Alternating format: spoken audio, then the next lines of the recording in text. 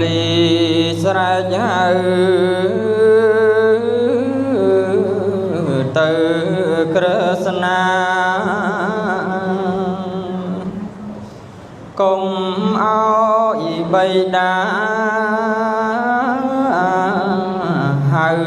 ច្រើនដង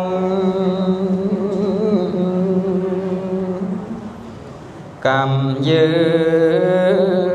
ងបងអើយមិនអាចឆ្លងកន្ល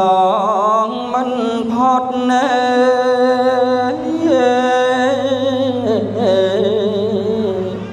ទេពីង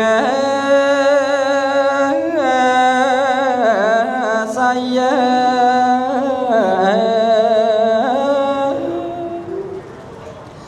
ក្រាបទូលអង្គវទាំងពីរអ្នកទឹកនេះ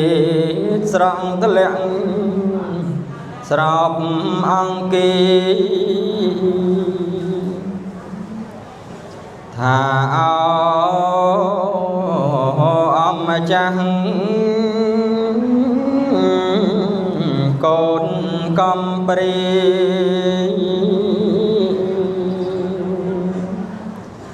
ចាំព្រះមានដាង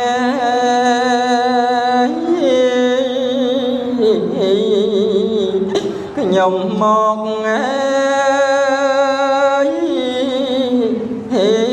សិន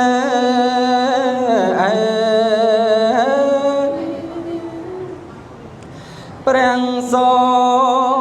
រយាអើយក៏ជ្រេត្រជាក់អោព្រះមេអ្នកម្ដេចបាត់សុនសំទៅព្រៃឆ្ងាយជាងពីមុនបានជាព្រះគុណ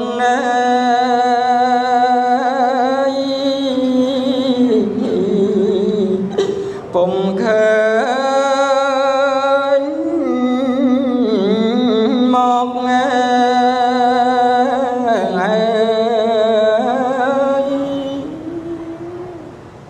សូមអនុមោទនា